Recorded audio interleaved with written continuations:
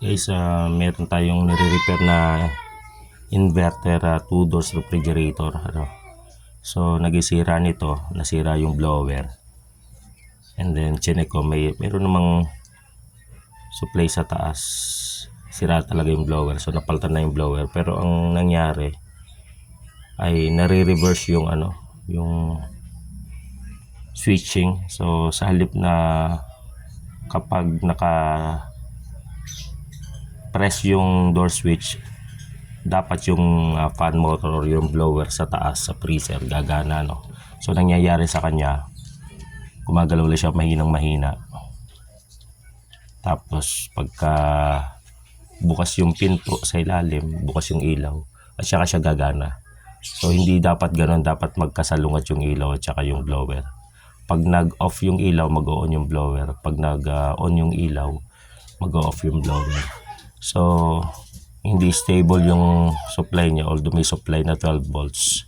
May supply siya pagka hindi nga nakapress. So dapat hindi ganun.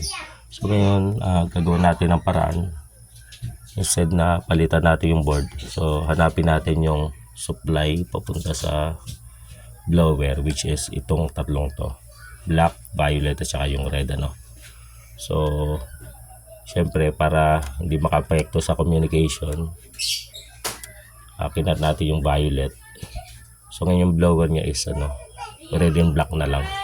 So yung black hindi na natin kaalisin dyan sa ground. Tapos kung mapansin nyo, merong 12 volts sa ilalim na bakante, So yung 12 volts na yan, dyan natin gagamitin itong red na ito.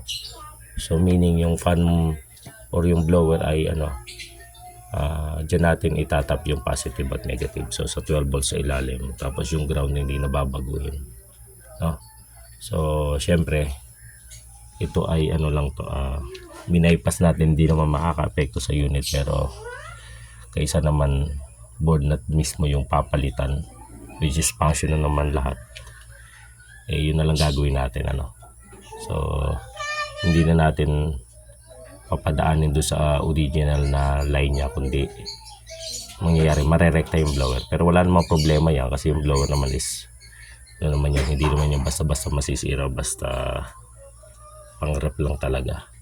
So mapansin nyo dito, yan. So yung red tatanggalin na, itong violet hindi na. So ngayon ito, tape ko yung ground nando doon. So ito yung positive nung blower.